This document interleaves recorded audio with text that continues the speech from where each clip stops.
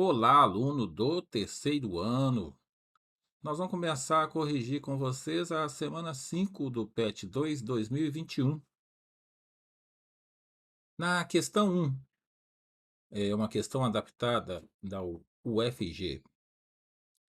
O fim do tráfico de escravizados em 1850 exigiu uma política de substituição da mão de obra. Do que o texto começa a falar?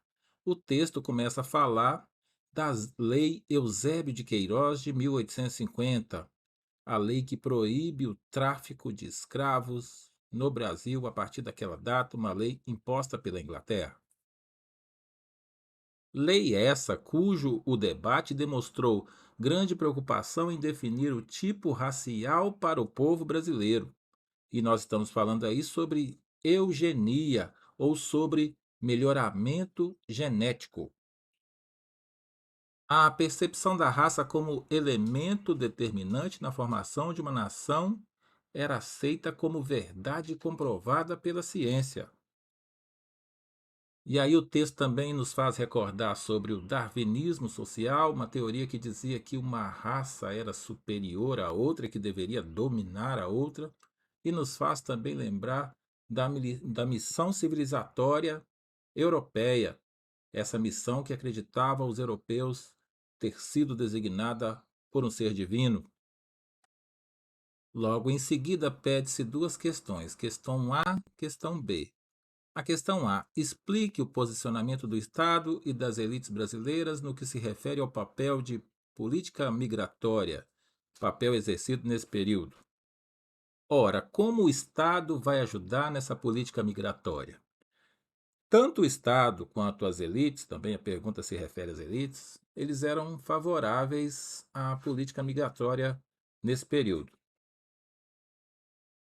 E aí, não só o Estado quanto também a elite, eles foram os principais motivadores deste empreendimento, ou seja, eles incentivaram a vinda de imigrantes estrangeiros para o Brasil. Vai ser estabelecido pelo Estado, nessa época, o famoso sistema da parceria, que de parceria não tinha nada. O governo compraria a passagem desse trabalhador estrangeiro e esse trabalhador, em troca, quitaria a dívida da passagem de forma escalonada, trabalhando nas terras do governo ou nas terras dos donos. Acontece que essa dívida nunca que terminava. Lembrando lá da questão da eugenia, tudo isso é porque havia um projeto para embranquecer a população brasileira. Acreditava-se que a população brasileira era negra demais. Aos poucos, o que se pretendia é que a mão de obra branca imigrante substituísse a mão de obra escrava, porque acreditava-se ser uma mão de obra atrasada. Na questão B, a questão B pede: relacione a Lei de Terras de 1850 à situação social dos imigrantes no Brasil. E aí nós estamos retomando o tema da semana passada, que foi exatamente a Lei de Terras de 1850. E agora colocamos um elemento novo, que é a situação desse imigrante, a situação social desse imigrante no Brasil. E aí? A lei de terras foi benéfica ou maléfica aos imigrantes? De fato, a lei de terra ela dificultava a posse da terra por parte do imigrante. Isso se explica porque, a partir da promulgação dessa lei, as terras devolutas, ou seja, as terras do Estado, só poderiam ser adquiridas a partir da compra. E ora, vejam só, para comprar uma terra dessa era necessário adquirir e juntar uma quantidade enorme de dinheiro, coisa que o imigrante daquela época não tinha condições. A questão 2 do Enem, questão adaptada, questão de 2017, nós vamos ler os artigos, que é já o texto motivador, depois nós vamos à pergunta direta. O artigo 1º, o estrangeiro que, por qualquer motivo, comprometer a segurança nacional ou a tranquilidade pública, pode ser expulso de parte ou de todo o território nacional. Artigo 2º, são também causas bastantes para a expulsão. E aí ele vem elencar essas causas: a condenação ou processos pelos tribunais estrangeiros por crimes ou delitos de natureza comum. Primeira razão, primeira causa. Segunda causa, duas condenações, pelo menos, pelos tribunais brasileiros por crimes ou delitos de natureza comum. Segunda causa. Terceira causa, a vagabundagem, a mendicidade e o lenocínio, que é a prostituição, competentemente verificados. Esse texto foi tirado do governo federal, do site do governo federal, da Lei 1641, de 7 de janeiro de 1907, disponível no site da Câmara e acessado em 29 de agosto de 2021. E aí nós temos um texto motivador e posteriormente vem-se a pergunta, o que se quer disso tudo, né?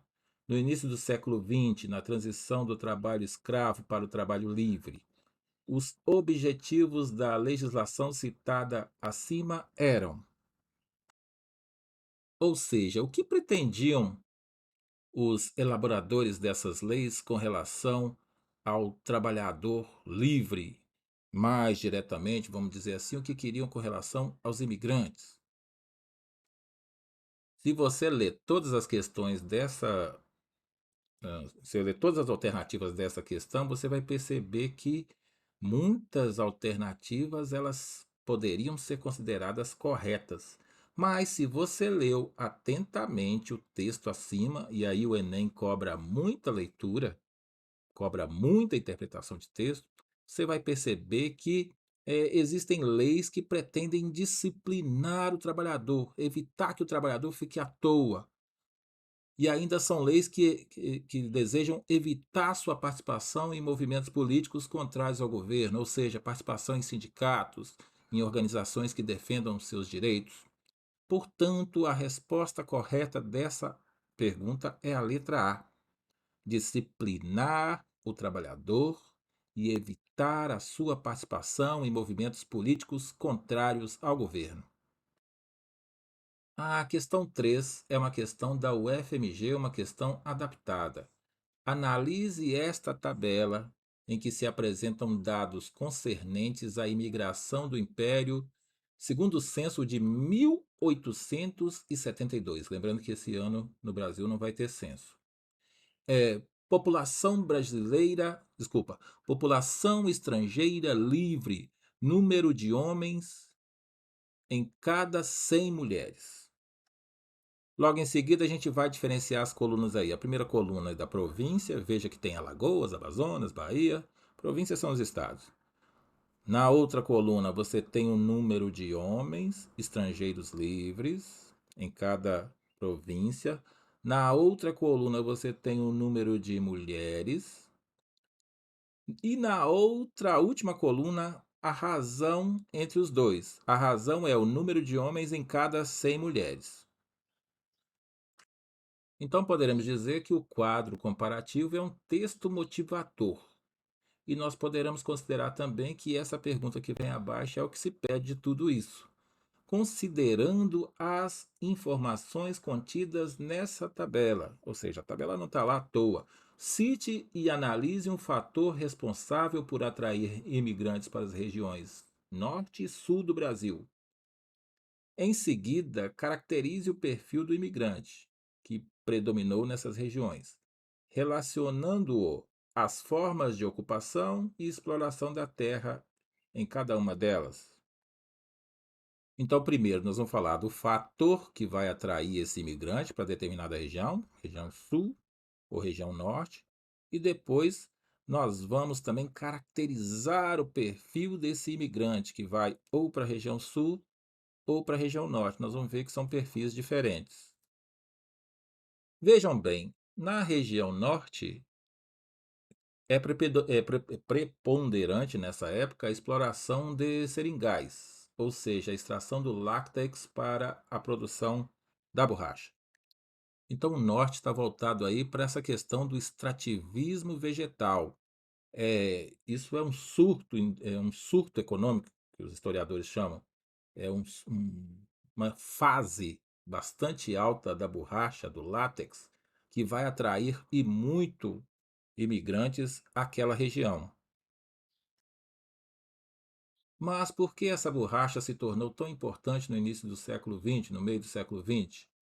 Essa borracha ela era necessária à indústria automobilística. E aí a gente vai considerar do que adianta um automóvel potente sem um bom pneu. Essa borracha era feita para produzir os pneus dos carros que iriam combater na Segunda Guerra Mundial, principalmente. Qual é o perfil que nós podemos traçar então desse imigrante que vai para a região norte? Esse imigrante, ele é mais de dentro do Brasil do que fora, é uma imigração interna. As pessoas que vão procurar essa indústria do látex são pessoas da mais baixa renda, pessoas mais pobres, que vão em busca de oportunidade. De que forma eles vão ocupar essas terras do norte?